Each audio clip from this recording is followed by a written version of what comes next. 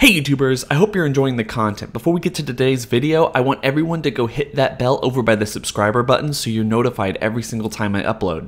Enjoy the video. Hey YouTubers, and welcome back to another Dragon Ball Super discussion theory video. And joining me today is someone brand new to my channel. So before I introduce him, I want everyone to go down in the description section below, hit that link, and go subscribe to Kihokai 1994 because this guy makes some pretty awesome Dragon Ball content, and honestly, I've been talking with him for a while. The guy is just incredibly knowledgeable about Dragon Ball, and all he really wants to do is just basically talk to you guys about this stuff. He wants to interact and make friends on this network. So if you guys like that, if you like that type of mentality, and God knows I do, please make sure to go down to the description section below, hit that link, and go sub to him like I already said. But Kihokai, what's up, man? Dude, what's up? I am actually shocked and very happy by the kind words you had to say, man. I really do appreciate it. No worries, man. No worries. Anyway, so today we're going to be talking about whether or not, I'm not necessarily sure how to say this, but whether or not all of the universes left standing at the end of the 48 minutes of the Tournament of Power are going to get disqualified. And the only reason I'm saying that is because Dragon Ball Super has been building up a story at this point with the Tournament of Power to an extent where you have Universe 7, Universe 6, Universe 10, Universe 11, Universe 2, and Universe 4. We haven't seen any of the other ones, and not that there's very much more to be seen, and probably in the next couple episodes we will see. But one of the things I've noticed is all of them kind of seem to be cheating, at least to some degree. I mean, like at least a couple of them. So it's never really specifically said what they can and cannot do. They even made that point, Universe 4 made that point this last time. It's like, well, we can use spies, and we can do this, and we can do this. Oh, and I forgot Universe 9, but we'll get to that. So, in one way, we have Universe 7 with Goku and Beerus and all them deciding that they're going to bring back people from the dead, which is not necessarily against the rules, but it was not necessarily not against the rules either. At the same time, you have Universe 4 having spies and planning on assassinating people and all this other stuff, which is, you know, it can be taken as against the rules. And then there's also indication that Universe 9 isn't going to like what's going on in the upcoming episodes, and they're going to probably do something that's probably against the rules. And then at the same time with the new leaks, and a lot of this is from the new leaks, honestly, but we got this new leak where, unconfirmed, but we have this potential to see someone like Universe 11 make deals with all of these universes in order to go after Universe 7. So I'm thinking, Kiyokai, what if at a certain point we have Universe 11 with everyone else who's made their deal with them, which is essentially cheating, and they all go after Universe 7, who's also cheated themselves, and the only ones who stand up with Universe 7 is Universe 6, who hasn't cheated. So after all of this is said and done, because everyone is basically flubbed on the rules, Universe 6 wins by default, even if they don't have the most people left in the ring at that particular point.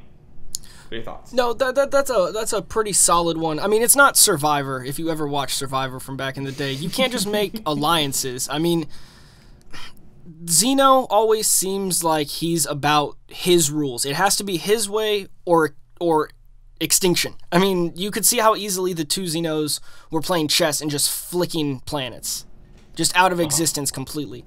And they seem like they're sticklers to the rules, at least from what I get from the Grand Priest. So, I mean, I completely agree and feel like that's a logical point. I mean, we have a bunch of teams against one team, and then we're going to have Universe 6 kind of stand up, I feel, for 7, just because of the two brothers of Gods of Destructions. So that's where that's going to come from, and I feel like, like with the leaks say, Frieza's going to leave their team. They'll be one man down.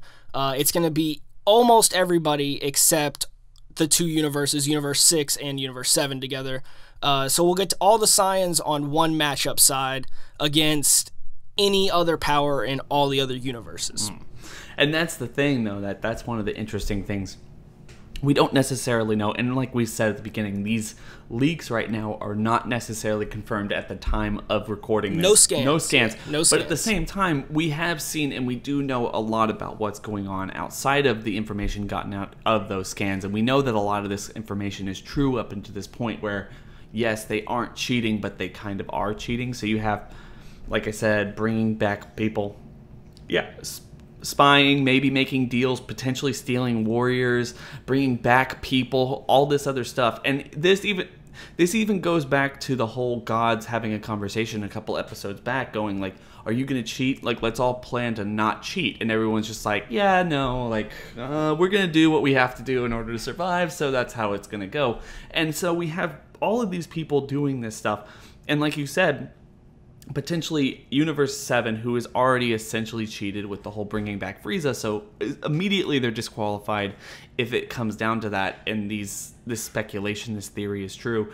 And then we have universes, the only ones we know aren't necessarily cheating was Universe 6. We haven't seen them do anything nefarious in terms of actually preparing for this.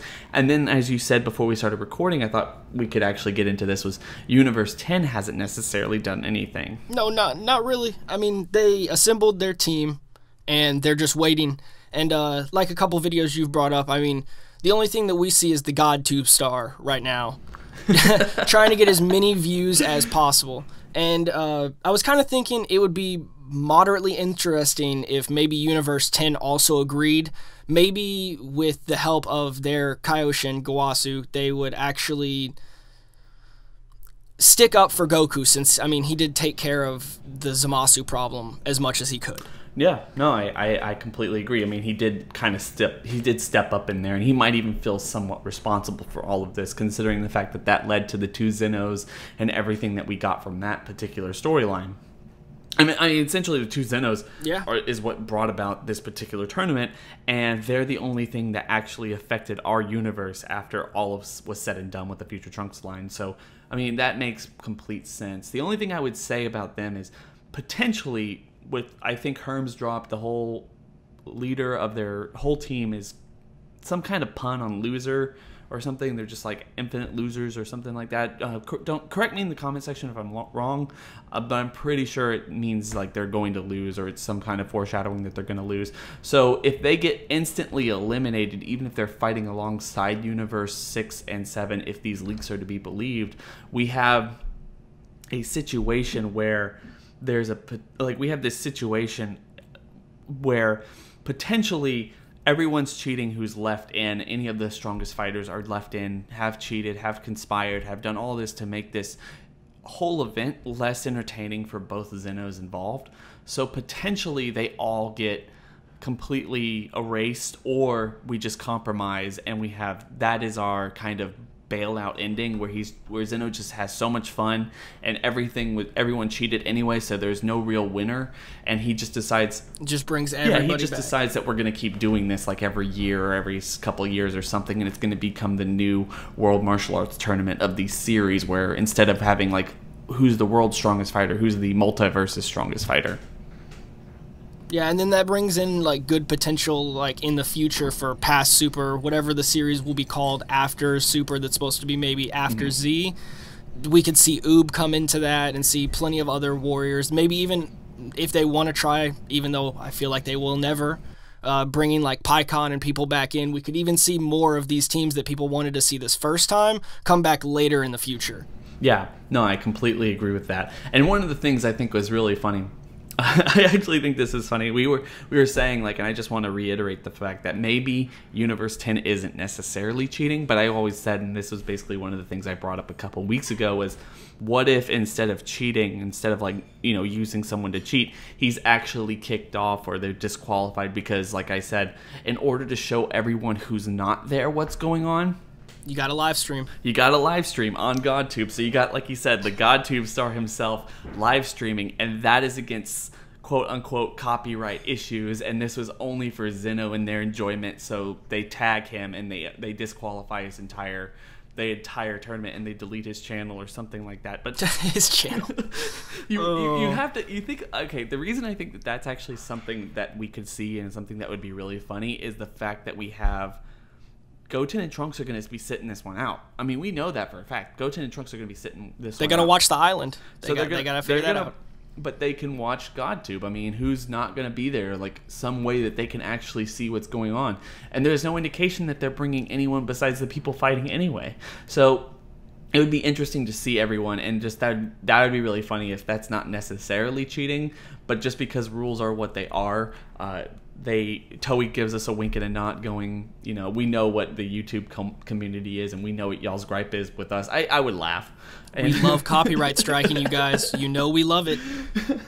I think that would be pretty funny. Just kind of a wink and a nod. I think they're already pretty self-referential too. So anyway, guys, like I said in the beginning, please make sure to go check out Kyokai. He does some really awesome content for you guys. He's very passionate, and he really just wants to talk to you guys about Dragon Ball and everything of that ilk. So with that being said, please don't forget to rate, comment, and subscribe. Make sure to hit that bell for notifications anytime when I upload. You're not going to want to miss any of that stuff.